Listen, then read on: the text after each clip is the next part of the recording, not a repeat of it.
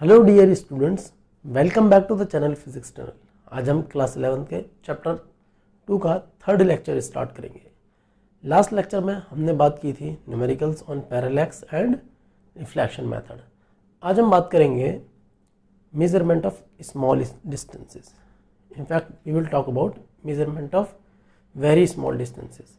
अब देखिए, जब मैं कहता हूँ कि स्मॉल डिस्टेंसेस और वेरी स्मॉल डिस्टेंसेस, तो मैं क्या कह रहा हूँ? तो इसको हम देखते हैं। मैं यहाँ लिखता हूँ मेजरमेंट ऑफ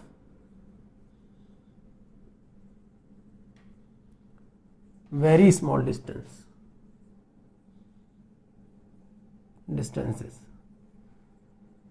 और जब मैं कहता हूँ measurement of small distances,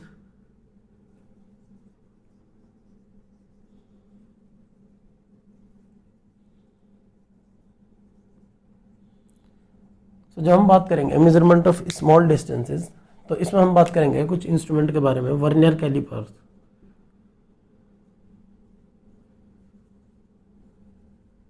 screw gauge, ये दोनों इंस्ट्रूमेंट के बारे में हम आगे लेक्चर्स में बात करेंगे।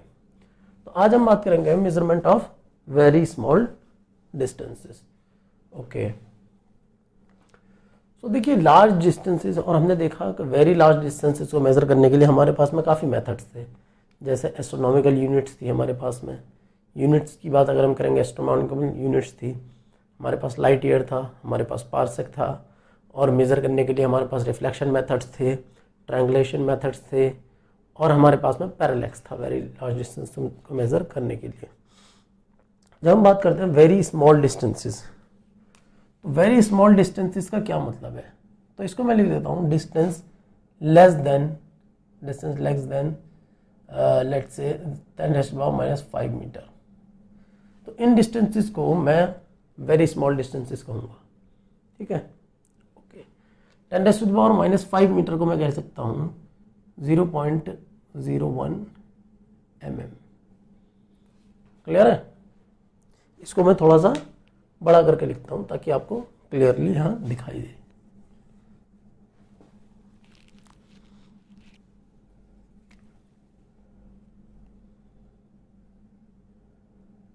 -5 मीटर से लेस देन डिस्टेंसेस को मैं वेरी स्मॉल डिस्टेंसेस कहूँगा। अब ये कोई शार्प बाउंड्री नहीं है, ज़रूरी नहीं कि भाई ये इसे ही ले रहा है, 10⁻⁴ मीटर को भी ले लेता है। ठीक है, ओके। तो इतनी स्मॉल डिस्टेंसेस को मेजर करने के लिए हम कौन से मेथड्स यूज़ करते हैं, आज हम देखेंगे। अब लेट्स से ये 2 पॉइंट है मेरे पास में। ये 2 पॉइंट, इनको मैं और बड़ा बना देता हूं ताकि आपको क्लियरली दिखाई दे।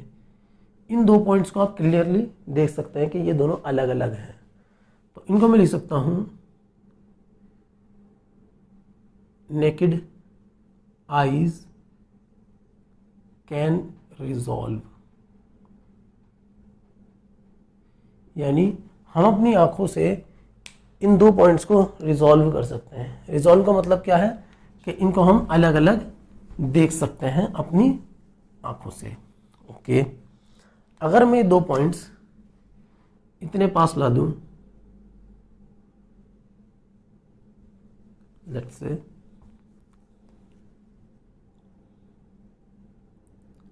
तो इन 2 पॉइंट्स को हम अब भी देख सकते हैं, अलग अलग देख सकते हैं। ठीक है, अगर मैं इन 2 पॉइंट्स को इस तरह से दिखा दूं, ठीक है, तो शायद आपको ये इनमें डिफरेंस दिखाई ना दे। ठीक है, जैसे फॉर एग्जांपल ये 2 पॉइंट है, इन 2 पॉइंट के बीच की डिस्टेंस शायद आपको दिखाई ना दे। ठीक है, तो इनको मैं लिख देता हूं can't be resolved by eye। आंख से हम इनको रिजॉल्व नहीं कर सकते। ओके, तो यहां मैं लेता हूं नेकेड आई, और इसको मैं लेता हूं रिजोल्यूशन।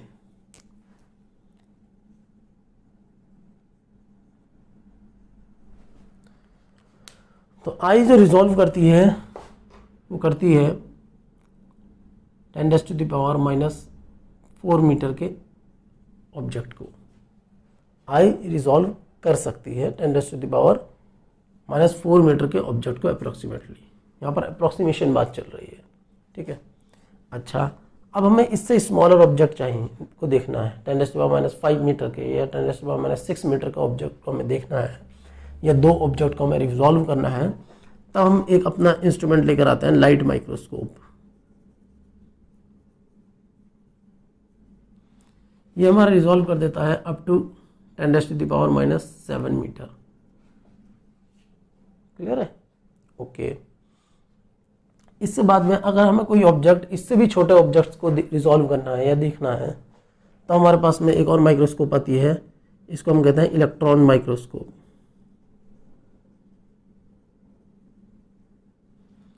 जो कि रिजॉल्व कर सकती है 0.6 एंगस्ट्रॉम का अप्रोक्सीमेटली। एंगस्ट्रॉम क्या होता है? एंगस्ट्रॉम होता है 10⁻⁻10 मीटर। यानी ये electron microscope can resolve atoms and molecules.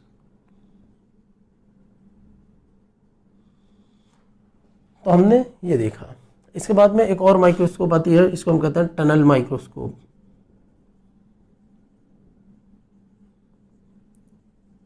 इसका resolution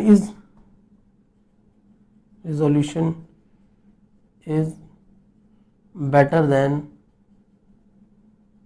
electron microscope.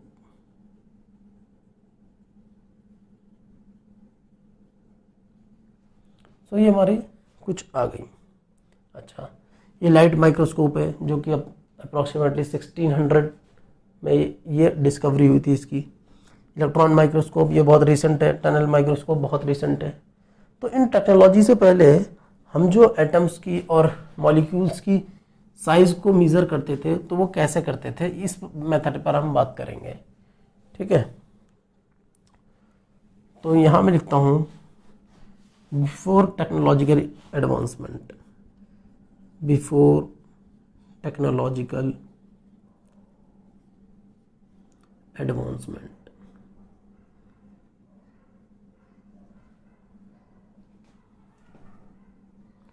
to measure size of a molecule। तो विदाउट दीज टेक्नोलॉजीज हमें मॉलिक्यूल के साइज को मेजर करना है। मॉलिक्यूल के साइज को मेजर करना है तो हमें कोई एक मॉलिक्यूल लेना पड़ेगा। अच्छा, तो ये जो मेथड है जिसके थ्रू हम करते हैं, ये मेथड कहलाता है thin film method. Thin film method. इसके थ्रू हम मॉलिक्यूल के साइज को मेजर कर सकते हैं। अब जो हमने मॉलिक्यूल लिया, वो मॉलिक्यूल हमने लिया ओलेइक एसिड। अब यहाँ पर हमने ओलेइक एसिड क्यों चूज किया? वो इसलिए चूज किया क्योंकि ओलेइक एसिड जो होता है वो इनसॉल्युबल होता है वाटर में। Insoluble in water. ओके, तो ये हमने ले लिया ओलेइक एसिड। अच्छा, अब ये थिन फिल्म मेथड बताता क्या है, इसको पर हम पहले बात करते हैं, डिटेल में बाद में जाएंगे। थिन फिल्म मेथड कहता है कि आप एक थिन फिल्म बना लो। मान लीजिए सर्कुलर थिन फिल्म बनी हमारी। थिन फिल्म तो आप समझते हैं, बहुत पतली लेयर। मान लीजिए ये हमारी लेयर बनी, और ये लेयर की जो थिकनेस है वो एक एटम की, एक मॉलिक्यूल की थिकनेस है, ठीक है। अब ये कैसे बनेगी ये? तो यहाँ मैं आपको दिखाता हूँ। लेट से आपके पास में कोई बर्तन है, इस बर्तन में पानी भरा हुआ है, इसमें आपने ऐसे कुछ बॉल रख दी, 2 3 4 5 और 6 बॉल आई। तो ये जो बॉल का साइज है ये हो जाएगा एटम का साइज ऑफ द एटम या मॉलिक्यूल, जो भी हमें बोलना है। यहाँ पर हम मॉलिक्यूल बोल रहे हैं जब हम ओलेइक एसिड की बात कर रहे हैं तो। अच्छा, अब इसका जो अपर व्यू है वो कैसा दिखाई देगा? इसका अपर व्यू इस तरह का दिखाई देगा, क्योंकि सर्कुलर ग्लास होगा हमारा, कि इस तरह से एटम्स होंगे हमारे। ऊपर से अगर हम देखेंगे तो ये इस तरह का दिखाई देगा। ठीक है, तो ये हमने एक लेयर बना ली मॉलिक्यूल्स की, उसकी को मैंने यहाँ पर दिखाया है। तो अगर इस लेयर की थिकनेस को मैं T बोल देता हूँ, तब थिकनेस जो होगा, थिकनेस ऑफ फिल्म, मैं लिख सकता हूँ वॉल्यूम अपॉन एरिया। इस फिल्म का वॉल्यूम, ठीक है, और इस थिन फिल्म का जो एरिया है, अगर ये सर्कुलर है तो सर्कुलर एरिया। तो अगर मैं थिकनेस निकालनी है मुझे, तो मैं वॉल्यूम अपॉन एरिया कर सकता हूँ। अच्छा, तो यहाँ पर ये तो हो गया हमारा कंसेप्ट जो कि हम यूज़ करेंगे।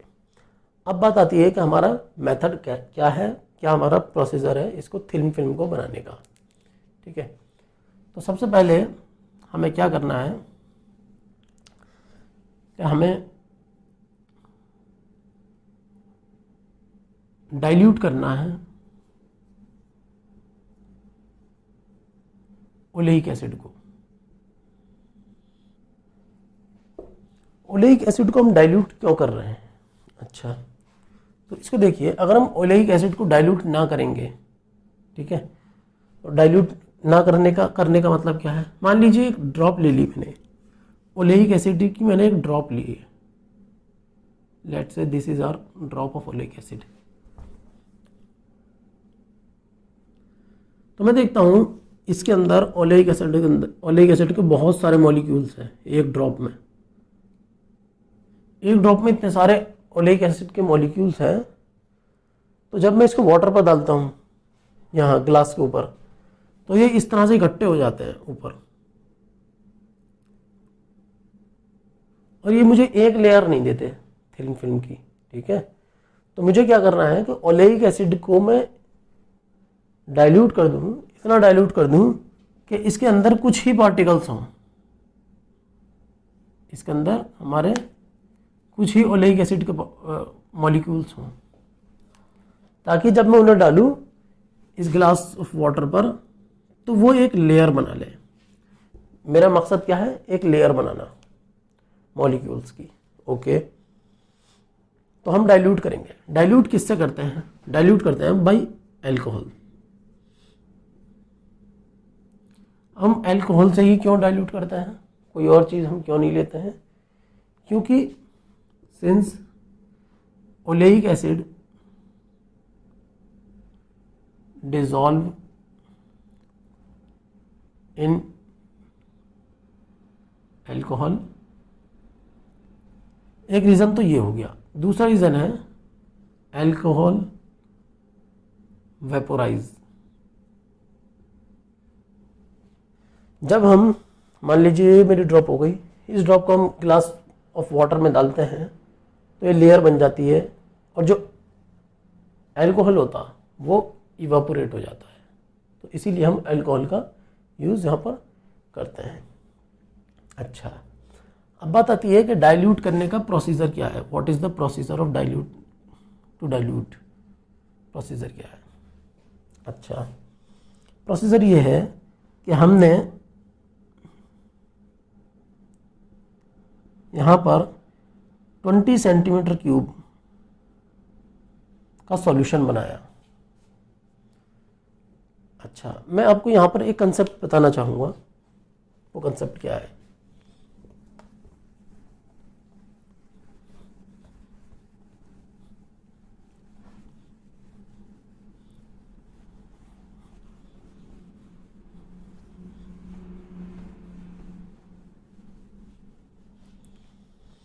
वो कंसेप्ट ये है कि अगर आप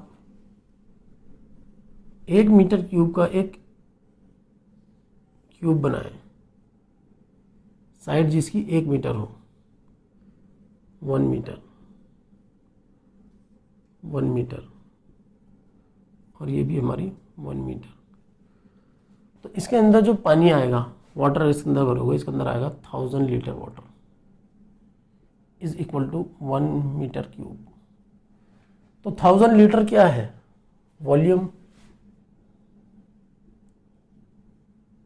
और 1 मीटर क्यूब क्या है? ये भी वॉल्यूम है। ठीक है, ओके। अब अगर मैं यहाँ पर 1 सेंटीमीटर का एक क्यूब बनाता हूँ, इसकी एक साइड 1 सेंटीमीटर है,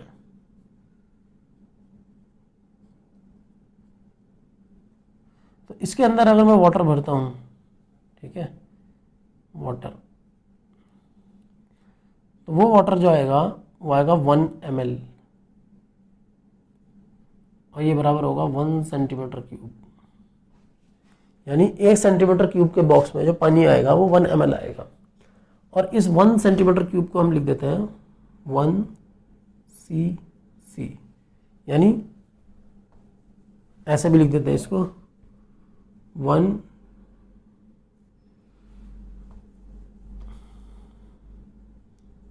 क्यूबिक सेंटीमीटर।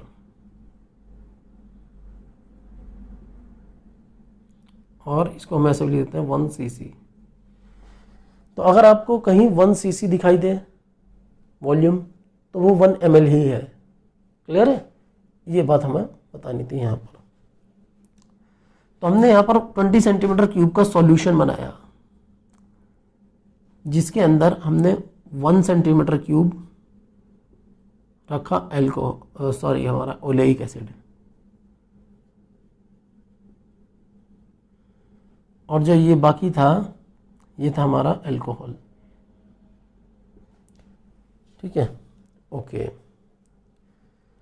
तो इस सॉल्यूशन में अल्कोहल की कंसंट्रेशन जो रही वो रही, सॉरी यहाँ पर अल्कोहल की कंसंट्रेशन नहीं बात कर रहा हम बात कर रहे हैं ओलेइक एसिड की कंसंट्रेशन। वो रही 1/20 सेंटीमीटर क्यूब, ये रही कंसंट्रेशन ऑफ ओलेइक एसिड।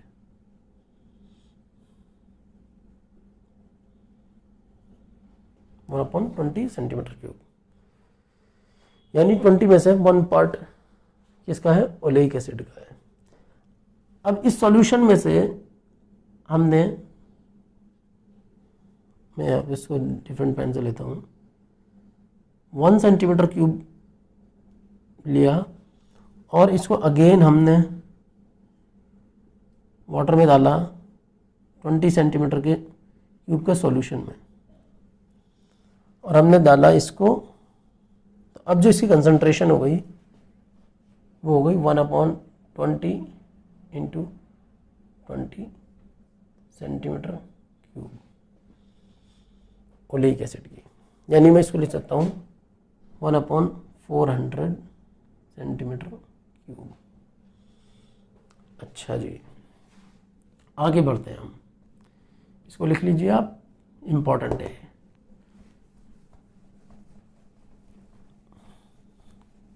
अब ये सब बातें जो सिखाई जाती हैं ये केमिस्ट्री में सिखाई जाती हैं, ठीक है, ये करना। तो फाइनली हमारे पास में क्या मिल गया, हमें डाइल्यूट ओलेइक एसिड हमें मिल गया।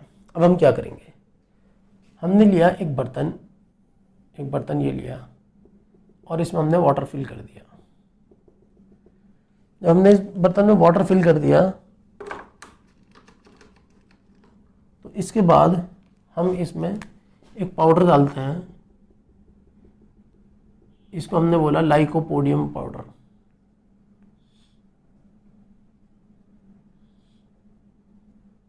ये क्यों डालते हैं इसके बारे में अभी हम बताएंगे। अच्छा, अब हमने अपनी जो भी हमारा ये आया था सॉल्यूशन, ठीक है, ये वाला जो सॉल्यूशन था इसकी एक बूंद हमने यहाँ ड्रॉप कर दी। इसके अंदर कुछ हमारे ओलेइक एसिड के मॉलिक्यूल्स होंगे। जब ये इस सरफेस पर गिरेंगे वाटर में तो होगा इस तरह से कि ये लाइकोपोडियम पाउडर को दूर भेजेगा। लाइकोपोडियम पाउडर अभी ऐसे था,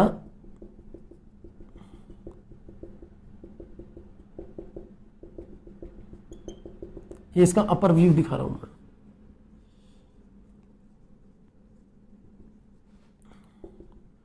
लाइकोपोडियम पाउडर सब जगह भरा हुआ था।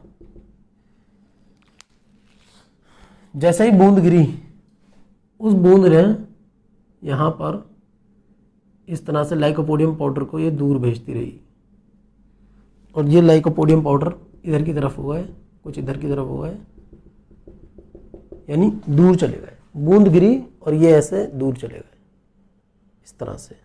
जैसे आप पानी में ऑयल डालो तो वो ऑयल की एक लेयर बन जाती है, ठीक है। तो उसी तरह से यहाँ पर एक सर्कुलर लेयर बन जाती है और एल्कोहल इवेपोरेट हो जाता है।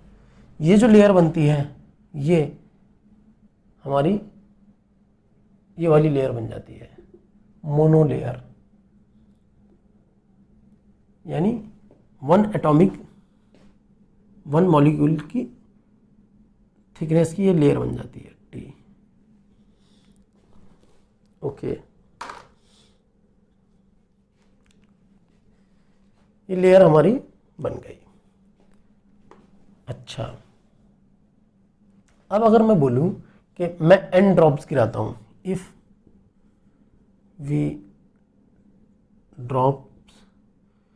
We take, let's me write it, if the volume of one drop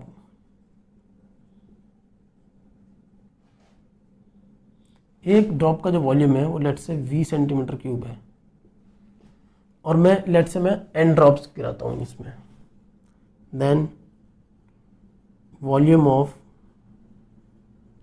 n drops तो हो जाएगा NV सेंटीमीटर क्यूब। अब अगर मैं देखूं कंसंट्रेशन ऑफ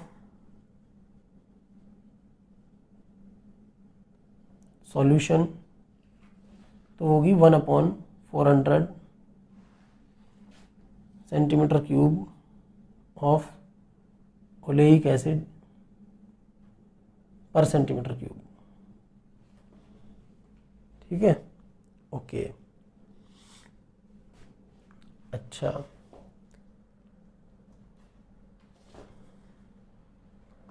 तो अब अगर मैं देखूं थिकनेस कैलकुलेट अगर मैं करूं, thickness T is equal to volume upon, हाँ, तो यहां पर volume of oleic acid, oleic acid का जो वॉल्यूम हो जाएगा वो हो जाएगा NV/400 सेंटीमीटर क्यूब। अब मैं यहाँ से थिकनेस कैलकुलेट कर सकता हूँ, thickness T is equal to volume of oleic acid upon area of oleic acid, area of this circular plate, sorry plate नहीं कहेंगे, सर्कुलर मोनोलेयर, ठीक है। वॉल्यूम ऑफ ओलेइक एसिड, चलिए ये हमें आपको क्लियर रहेगा ऐसे ही। तो वॉल्यूम आपका आ गया NV/400 सेंटीमीटर क्यूब, और आपका एरिया, अगर इसका एरिया A होगा है तो हम इसको लिख देते हैं A, तभी आ जाता है NV/400 A सेंटीमीटर, ये सेंटीमीटर स्क्वायर था, इसकी वजह से स्क्वायर गया। तो हमारी जो थिकनेस आई फाइनली वो ये आई,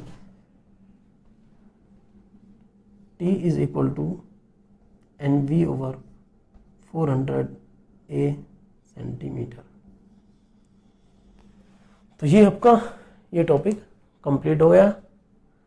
नेक्स्ट वीडियो लेक्चर में मिलते हैं आपसे, जिसमें हम बात करेंगे इनके ऊपर न्यूमेरिकल्स। तब तक के लिए good bye and thank you.